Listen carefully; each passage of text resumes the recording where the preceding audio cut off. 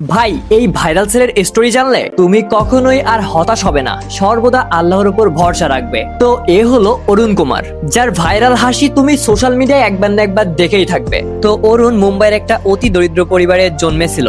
অভাবের তাড়নায় অরুণ ক্লাস 4 এর পড়াশোনা করতেই পারলো না। তাকে বই রেখে ট্রাকের হেল্পারিতে যোগদান করতে হলো। এখন তুমি নিশ্চিত ভাবছো অরুণ ভাইরাল হইলো কিভাবে? তো শুনো, অরুণের ড্রাইভারের নাম ছিল নেহেরু। একদিন কাজ শেষে নেহেরু অরুণকে এক কাপ চা খেতে দিল। চা খাওয়ার সময় নেহেরু অরুণকে খুবই ফানি একটা জোকস শোনাইছিল, যেইটা শুনে অরুণ হাসিতে ফেটে পড়ে।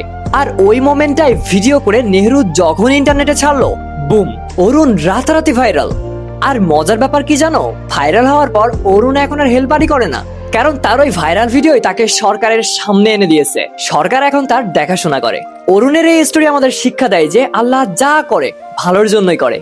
কারণ ভাবো তো, অরুণ যদি অভাবে না পড়তো তাহলে সে কি হেল্পারিতে যাইতো? আর তাই যদি না হইতো তাহলে সে কি আজ ভাইরাল হইতো? আর ভাইরাল না হইলে সে কি আজ এই ধরনের সুযোগ সুবিধা পাইতো? তাই কখনোই নিরাশ হয় না ভাই, সর্বদা আল্লাহর উপর ভরসা রাখো, কারণ দুঃখের পরেই কিন্তু সুখ আসে।